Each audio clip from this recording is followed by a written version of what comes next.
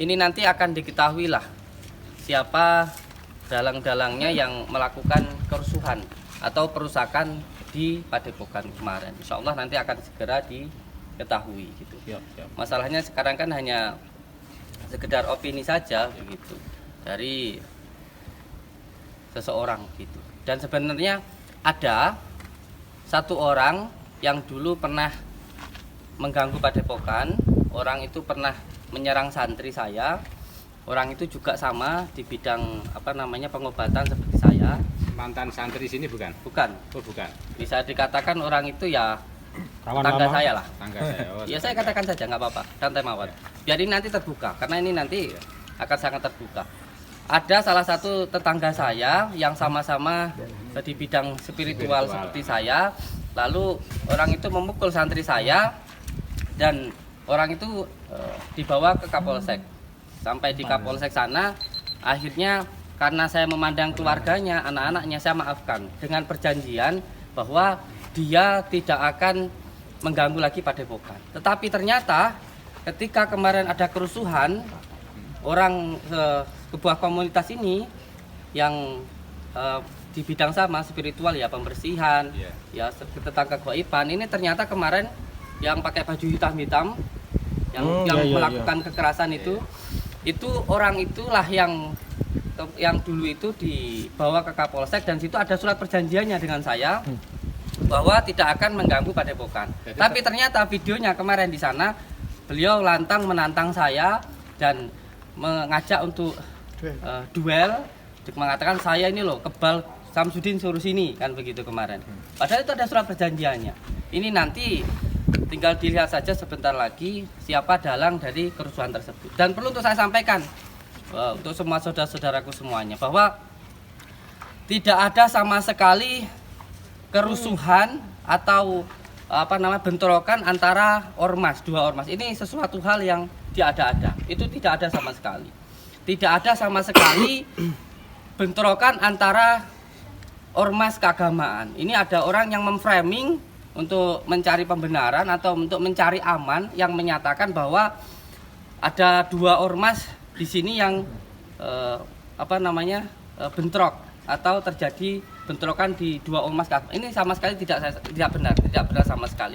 Karena saya sendiri tidak menggunakan ormas keagamaan seperti yang dituduhkan, dan Banser itu ya. Iya, dan dari sana pun juga sama sekali tidak menggunakan ormas keagamaan.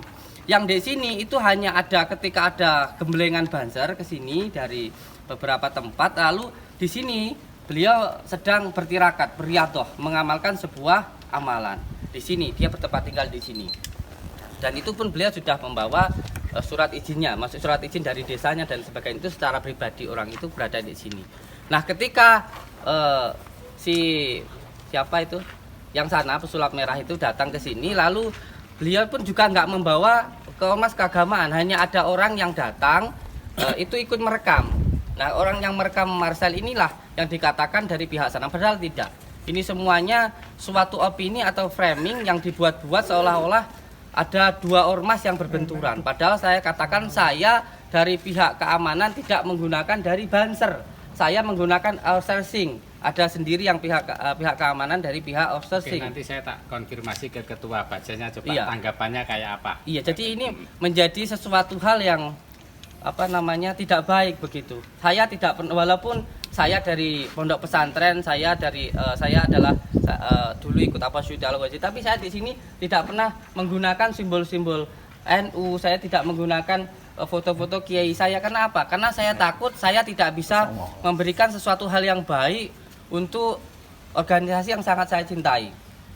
Sehingga saya berdiri hanya lewat kaki saya hanya memasang naga dan sebagainya. Saya tidak memakai simbol-simbol seperti, walaupun saya dari pondok pesantren, dari Nahdliyin, tapi saya tidak memakai simbol-simbol itu. Kenapa? Karena saya tidak mau pada akhirnya saya tidak memberikan sesuatu hal yang baik, tapi saya takut mencoreng namanya. Nah, kemarin ada yang meng-framing yang mengatakan bahwa saya itu menggunakan Banser. Sama sekali tidak. Dan dari sana juga tidak. Ini perlu untuk diketahui supaya jangan sampai ada framing-framing yang mengatakan dari pesulap merah menggunakan Banser, dari Gus Samsudin menggunakan Banser, lalu terjadi benturan. Itu sama sekali tidak, sama sekali. itu sesuatu hal yang tidak benar. Ini perlu saya sampaikan kepada masyarakat luas begitu. Karena kenapa terus yang pas kemarin pas kejadian itu kan ada yang pakai baju banser iya, gitu ya? Iya. Nah itu iya. orang Ya, beliau itu ada orang yang datang ke sini untuk nyantri. Dalam arti beliau itu dari ada 5 orang kalau nggak iya, salah Gus. Ya. beliau itu hanya ke sini untuk nyantri, bukan menjadi keamanannya Padepokan. Oh. Jadi bukan mereka itu digunakan untuk melindungi Padepokan, bukan sama sekali. Ini salah paham.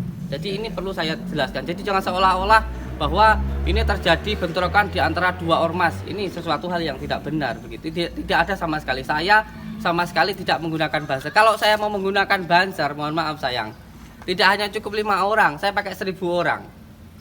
Bukan hanya 5 orang gitu loh. Kenapa harus hanya 5 orang kalau saya hanya mau menggunakan itu? Tidak sama sekali. Dan waktu itu hanya ada 1 orang. Hanya ada 1 orang yang waktu itu Pas kejadian. Dan itu bukan saya gunakan atau saya menggunakan banser. Saya sama sekali tidak menggunakan organisasi apapun. Saya berdiri di kaki saya sendiri gitu. Nggih. Dan yang perlu saya jelaskan bahwa sekarang Padepokan pengobatan tetap berjalan, tetapi tidak di tempat karena adanya pihak-pihak yang melakukan kerusuhan. Sehingga saya tidak melakukan pengobatan di Padepokan ini karena saya taat hukum, saya menghormati apa yang disampaikan oleh kepolisian, sehingga saya tidak melakukan pengobatan di Padepokan. Tapi dengarkan dulu. Tetapi pihak kepolisian menyampaikan ke saya silahkan melakukan pengobatan tapi di luar dari Padepokan. Dan sampai saat ini saya tetap melakukan pengobatan tapi di luar dari Padepokan. Karena di tempat Padepokan sedang ada kerusuhan dari orang-orang yang tidak bertanggung jawab itu tadi. Sampai kapan itu kira-kira? Ini keputusannya di Polres kemarin bahwa panjenengan silahkan melakukan pengobatan tetapi di luar dari Padepokan. Kalau di Padepokan nanti menunggu sampai hari Selasa, paling cepat Jumat hari ini, tetapi menunggu sampai nanti hari Selasa. Jadi kemungkinan tutup untuk praktek ini berarti tidak ada ya berarti?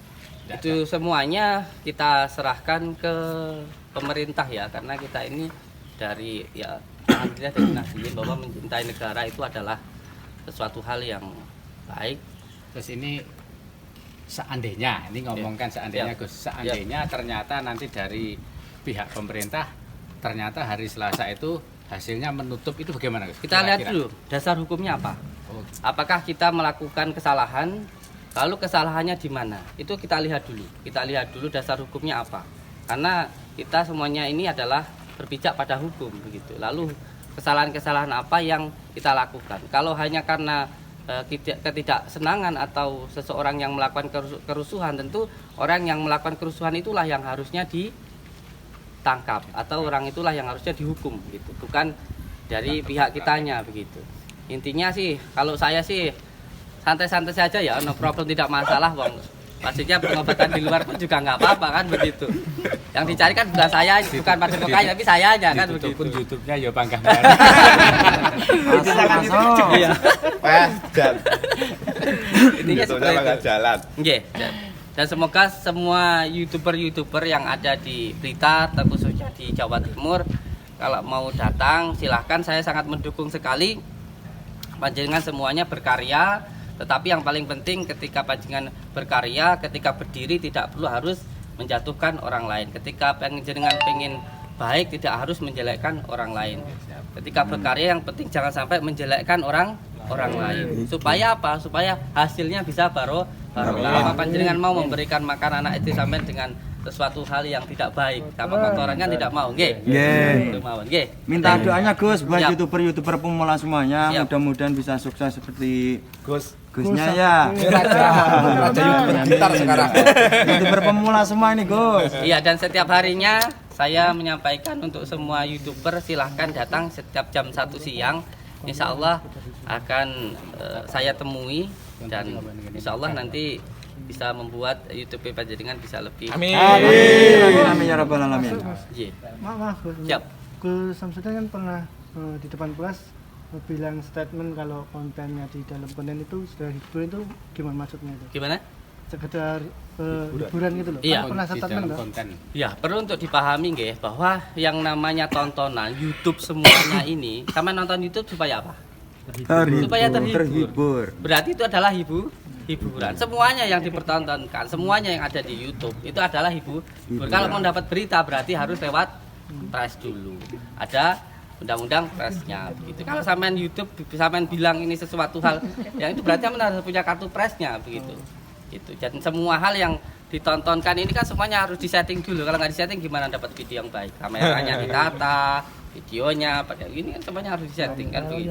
Kalau nggak disetting gimana? Mandi dulu biar gantung ya kan? Iya. Jangan capek ya. Berapa durasi Kita San? harus disetting dulu. Iya. Oh iya, yang Ya, paling pengobatan yang paling jauh itu selama ini di mana? Ya alhamdulillah sebenarnya kalau yang datang kebanyakan karena kebanyakan yang datang dari sini Singapura, Malaysia begitu. Yang paling banyak. Terus Belanda ya sayang ya. Belanda kemarin. Itu Belanda itu.